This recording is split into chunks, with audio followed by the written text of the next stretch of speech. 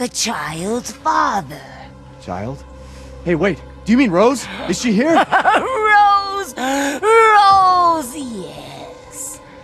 Resident Evil Village continued the first-person horror trend for the series. While it wasn't a dedicated VR experience, it managed to win over the fanbase with its clever campaign that transcends horror genres. Oh, and let's not forget everyone's sudden obsession with getting stepped on by Lady Dimitrescu. So why are we talking about this game again? Well, Capcom thought it'd be fun to release Resident Evil Village on iOS 17, which does require the user to own the newer iPhone equipped with the A17 Pro chip or an iPad with an M1 chip. Then an iron steed appeared, bearing a beautiful golden gear. The creature said nothing as the girl approached and snatched what she thought was another gift. The horse grew angry and summoned the other monsters.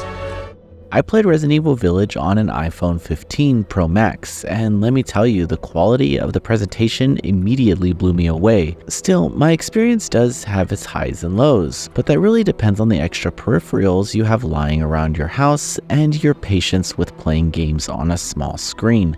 From the options menu alone, there are plenty of options to customize your experience. The developer went a step further to provide a small preview of the changes you made, but there are also presets that worked well for me. So just answer any lingering questions that you may have about such a graphically intensive game being played on a phone. I was rather surprised that my hardware wasn't burning up in my hand. Now that seems to be a result from playing on recommended graphics and not charging the phone while playing. Regardless, it was interesting to see just how well the game's performance held up. While I noticed some dropped frames during some cinematics, the gameplay was consistent.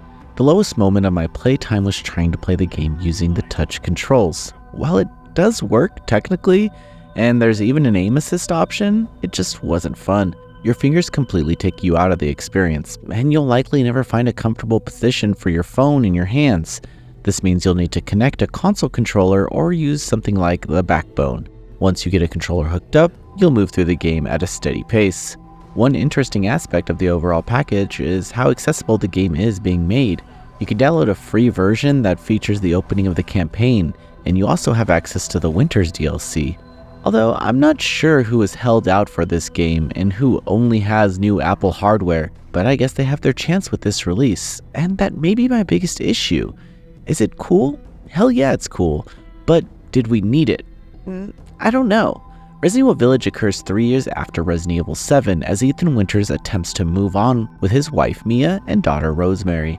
However, Chris Redfield has some other plans for the happy couple and Ethan is dragged back into the nightmare. From these events spawn a series of horrific encounters as Ethan fights some genuinely terrifying enemies. I feel like another point of Resident Evil Village's greatness is how it almost acts as a retelling of the entire series. Each area within the game is practically a different entry of the series. It's the best of all these worlds for fans and plays as a love letter to them with the inclusion of some significant story moments.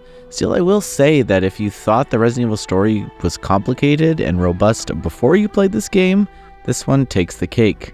Gameplay involves solving puzzles, shooting enemies, exploring, and, surviving.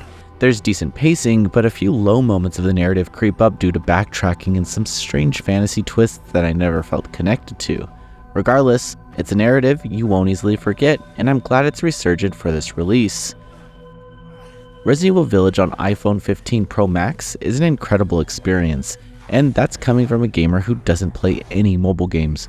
Although using the touchscreen controller ruins this experience, the graphical options and presentation showcase the technological leaps that have occurred in recent years. If you've somehow managed to not play Resident Evil Village due to limited access to hardware, I'd say this is an easy recommendation.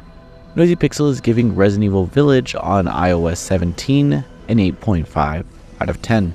Thanks for watching. This video is brought to you by our supporters on Patreon. Noisy Pixel is run by groovy gamers providing independent gaming coverage through news, reviews, previews, and more. Check out our Patreon to help support our continued growth and subscribe to keep up with all our future content.